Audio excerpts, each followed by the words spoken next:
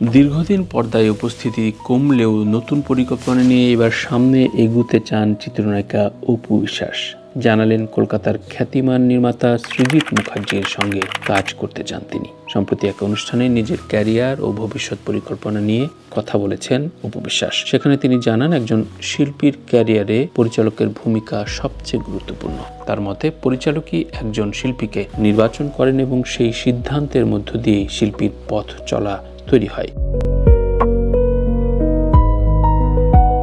নিজের অভিজ্ঞতার কথা তুলে ধরে অপু বলেন, দেশের চলচ্চিত্রে তিনি এরই মধ্যে অনেক গুণী নির্মাতার সঙ্গে কাজ করার সুযোগ পেয়েছেন। এফআই মানিক, আমজাদ হোসেন, চাষির নজরুল ইসলাম, সোহানুর রহমান সোহানের মতো নির্মাতাদের সঙ্গে কাজ করে তার অনেক স্বপ্ন পূরণ হয়েছে। তবে এখন নতুন করে কলকাতার সিনেমায় কাজ করতে চান এই অভিনেত্রী। বিশেষ করে সৃজিত মুখার্জির নির্মাণশৈলী তাকে মুগ্ধ করেছে বলে জানান তিনি। অপু বিশ্বাস বলেন, সুযোগ, সময় এবং গল্পের প্রয়োজন হলে যদি কখনো সৃজিত মুখার্জি আমাকে ভাবেন বা প্রস্তাব দেন, তাহলে অবশ্যই সেই সুযোগ তিনি গ্রহণ করতে চান।